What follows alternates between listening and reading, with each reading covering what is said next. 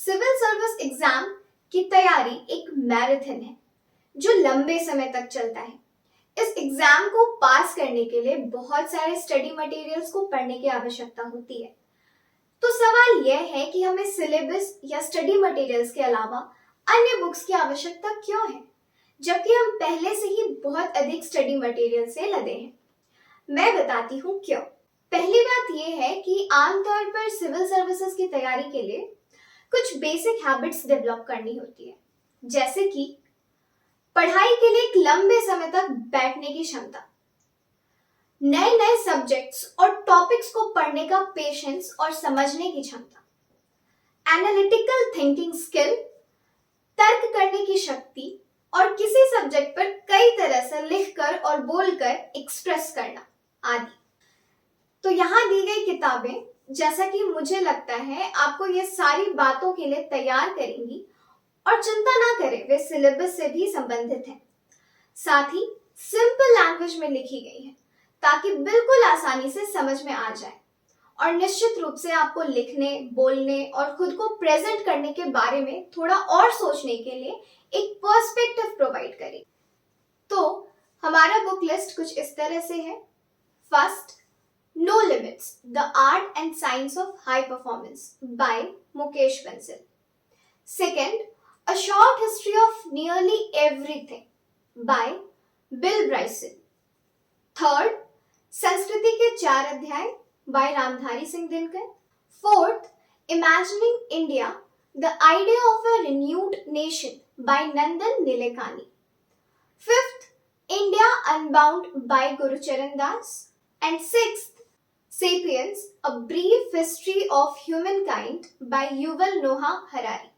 अब आइए ये देखें कि इन बुक्स का जिस्ट क्या है और किस कारण से मैं इसे अपने लिस्ट में शामिल की हूँ। तो पहला है no limits, the art and science of high performance by Mukesh Bansal.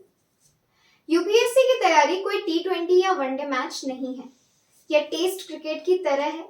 अपने लक्ष्यों को प्राप्त करने के लिए एक लंबा संघर्ष करना होता है। यह आपकी तैयारी में निरंतरता और दृढ़ता बनाए रखने के लिए आपको टूल्स प्रदान करता है। याद रखें कि रोम एक दिन में नहीं बनाया गया था, इसके लिए निरंतर प्रयास और योजना की आवश्यकता पड़ी थी। दूसरा है a short history of nearly everything by Bill Bryson. ये बुक यूनिवर्स के ओरिजिन से लेकर फिजिक्स, केमिस्ट्री, बायोलॉजी, ज्योग्राफी आदि तक सन के नीचे सब कुछ कवर करने की कोशिश करती है। ठीक वही अप्रोच जो यूपीएससी अपनाती है, जहां आप हर चीज के बारे में कुछ जानते हैं। जैसे कहा जाता है, jack of all trades, master of none. तीसरा, संस्कृति के 4 अध्याय बाय रामधारी सिंह दिनकर। हालांकि ये पुस्तक हिंदी में है, लेकिन प्रतिष्ठित नेशनल पोएट द्वारा लिखित एक जेम है। यह प्राचीन सभ्यता से लेकर भारतीय संस्कृति, इतिहास, साहित्य, धर्म आदि को कवर करने वाले वर्तमान राज्य तक आपको एक कॉम्प्रिहेंसिव नॉलेज देगा। यह निश्चित रूप से भारत और इसकी संस्कृति के बारे में आपके सोचने के तरीके को बदल देगा। चौथा है imagining India, the idea of a renewed nation by Nandan Nilekani. Nandan Nilekani एक फेमस एंटरप्रेन्योर और आधार प्रोजेक्ट के हेड हैं। इन्होंने भारतीय समाज और राज्य व्यवस्था के वर्तमान स्थिति पर भी काम किया है। इसमें शासन, सामाजिक मुद्दों और कुछ वैज्ञानिक विकासों से जुड़े मुद्दों को भी शामिल किया है। यह इस बारे में भी बात करता है कि भारत को एक वाइब्रेंट नेशन के रूप में 21वीं सदी में लाने के लिए क्या करने की आवश्यकता है। यह पुस्तक यदि अच्छी तरह से पढ़ी जाती है तो आपकी थॉट प्रोसेस को गति प्रदान करेगी, सोचने के लिए एक आइडिया प्रोवाइड करेगी, आंसर राइटिंग स्किल्स डेवलप करेगी और निश्चित रूप से आपके ऐसे के कंटेंट और इसे लिखने के तरीके में सुधार करेगी। पांचवा है इंडिया अनबाउंड बाय गुरुचरण दास। यह पुस्तक लिबरलाइजेशन के बाद की भारतीय अर्थव्यवस्था के बारे में है।